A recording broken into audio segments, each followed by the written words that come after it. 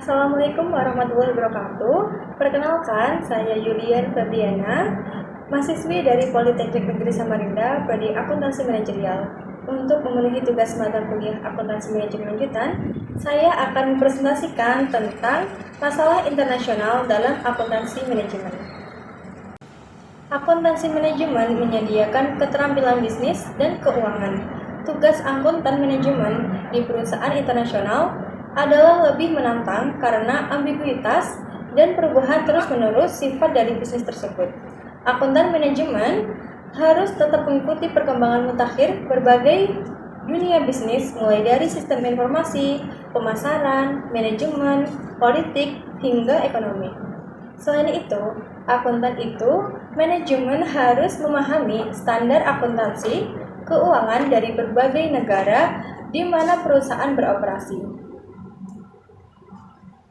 Perusahaan yang terlibat dalam bisnis internasional dapat membangun kegiatan mereka dalam 3 cara. Mereka dapat menjalankan kegiatan impor dan ekspor, membeli perusahaan anak yang dimiliki penuh dan berpartisipasi dalam joint venture. Akuntan manajemen juga harus memperhatikan potensi ekspor perusahaan. Akuntan manajemen juga harus memperhatikan potensi ekspor perusahaan mereka terhadap risiko transaksi, risiko ekonomi, dan risiko translasi. Mereka dapat melakukan hedging untuk membatasi eksposur perusahaan terhadap ketiga risiko tersebut. Perusahaan multinasional umumnya memilih bentuk desentralisasi (MNC), memilih bentuk desentralisasi karena alasan-alasan yang hampir sama dengan alasan perusahaan nasional memilih desentralisasi. Ada banyak alasan mengapa MNC memilih desentralisasi. Di antaranya, dengan memilih desentralisasi, manajer lokal mampu menghasilkan keputusan yang lebih baik melalui pemanfaatan informasi lokal. Manajer lokal juga mampu yang lebih baik melalui pemanfaatan informasi lokal. Manajer lokal juga mampu memberi tanggapan yang lebih tepat waktu untuk mengubah keadaan. Bagi perusahaan besar, yaitu perusahaan yang diversifikasi, desentralisasi itu perlu karena mustahil seorang manajer pusat memahami seluruh produk dan pasar. Alasan lainnya yaitu untuk melatih dan memotivasi manajer lokal serta memberi kesempatan bagi manajer puncak untuk lebih memusatkan perhatiannya kepada masalah-masalah bagi manajemen puncak untuk lebih memusatkan perhatiannya kepada masalah-masalah jangka panjang, seperti perencanaan strategis daripada memperhatikan masalah operasi perusahaan sehari-hari. Terdapat faktor-faktor lingkungan dapat mempengaruhi evaluasi kinerja pada perusahaan multinasional atau MNC. Faktor-faktor tersebut adalah faktor sosial, faktor ekonomi, faktor politik, faktor hukum, dan juga faktor budaya. Yang membedakan suatu negara dari negara lainnya, serta di luar kontrol manajer, namun faktor-faktor tersebut benar-benar mempengaruhi laba dan ROI. Karena itu, evaluasi terhadap manajer divisi seharusnya dipisahkan dari evaluasi terhadap perusahaan anak. Ketika satu divisi dari suatu perusahaan memproduksi produk yang digunakan dalam proses produksi divisi lain, muncul masalah harga transfer. Nah, harga transfer merupakan pendapatan bagi divisi penjual dan biaya bagi divisi pembeli. Sama halnya dengan perusahaan domestik, MNC ini dapat menggunakan harga transfer dan evaluasi kinerja. MNC dengan perusahaan anak di negara dengan pajak tinggi dan negara dengan pajak rendah dapat memanfaatkan penetapan harga transfer yang untuk menggeser biaya ke negara berpajak tinggi atau biaya akan memperkecil pembayaran pajak dan juga menggeser pendapatan ke negara pajak rendah. MNC menghadapi masalah-masalah etika yang tidak dihadapi perusahaan domestik. Masing-masing negara mempunyai kebiasaan dan peraturan yang berbeda.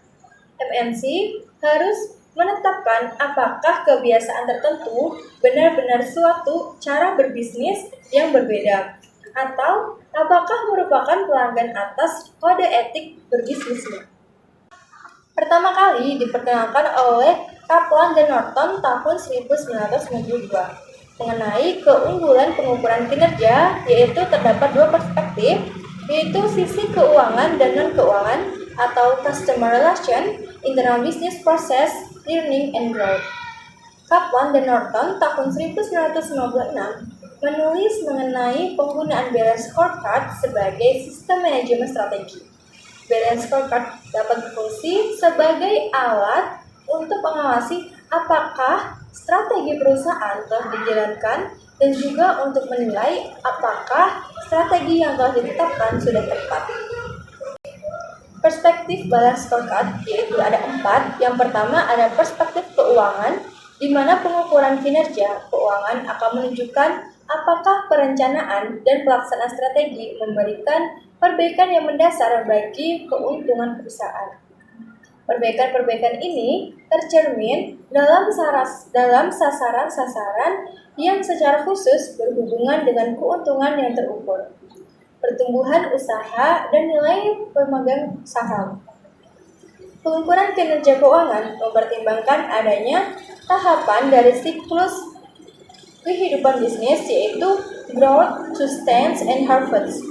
Tiap tahapan memiliki sasaran yang berbeda, sehingga penekanan pengukurannya pun berbeda juga.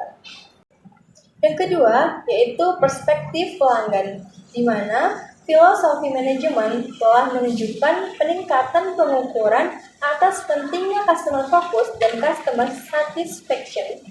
Perspektif ini merupakan leading indicator. Jadi, pelanggan tidak puas, mereka akan mencari produsen lain yang sesuai dengan kebutuhan mereka. Kinerja yang buruk dari perspektif ini akan menurunkan jumlah pelanggan di masa depan, meskipun saat ini kinerja keuangan terlihat baik. Perspektif pelanggan memiliki dua kelompok pengukuran, yaitu Customer Core Measure Statement dan Customer Value Proportion. Yang ketiga yaitu perspektif proses bisnis internal. Di sini, manajemen mengidentifikasi proses internal bisnis yang kritis yang harus diunggulkan perusahaan. Scorecard dalam perspektif ini memungkinkan manajer diunggulkan perusahaan. Scorecard dalam perspektif ini memungkinkan manajer untuk mengetahui seberapa baik bisnis mereka berjalan dan apakah produk dan atau jasa mereka sesuai dengan spesifikasi pelanggan. Perspektif ini harus didesain dengan hati-hati oleh mereka yang paling mengetahui misi perusahaan yang mungkin tidak dapat dilakukan oleh konsumen luar.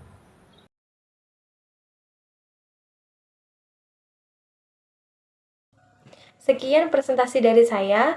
Saya mohon maaf jika ada salah kata maupun perbuatan. Semoga video ini bermanfaat bagi kalian semua. Saya akhiri. Wassalamualaikum warahmatullahi wabarakatuh.